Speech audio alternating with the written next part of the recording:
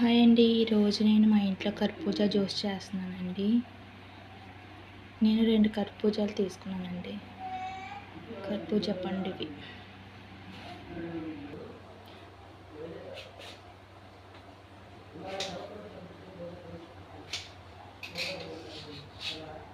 చూడండి ఎంత ఎర్రగా బాగున్నాయో, చాలా బాగున్నాయి. లోపల ఉన్న పిక్కలు మొత్తం తీసేయాలండి, మొత్తం తీసేయాలి.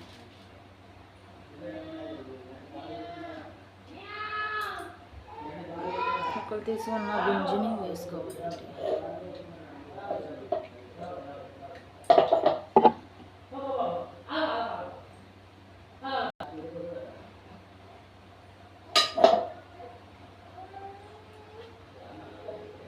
స్పూన్తో తీసుకుంటే బాగా వస్తుందండి.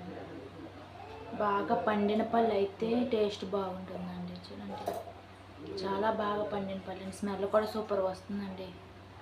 చాలా అంటే చాలా బాగుంది.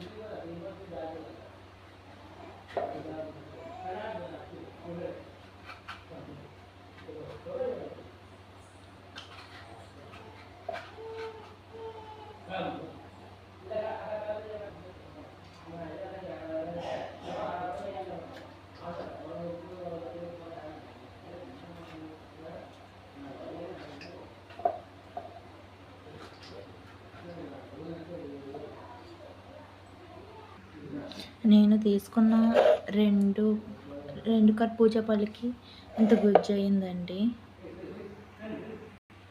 నేను తీసుకున్న 2 పళ్ళకి షుగర్ వేస్తున్నానండి. ఈ షుగరు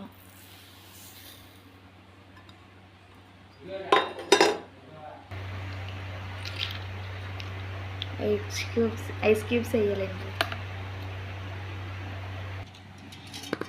కాచి చల్లార్చుకున్న పాలు వేసుకోవాలండి. వేసుకొని ఒకసారి మిక్సీ పెట్టుకోవాలండి.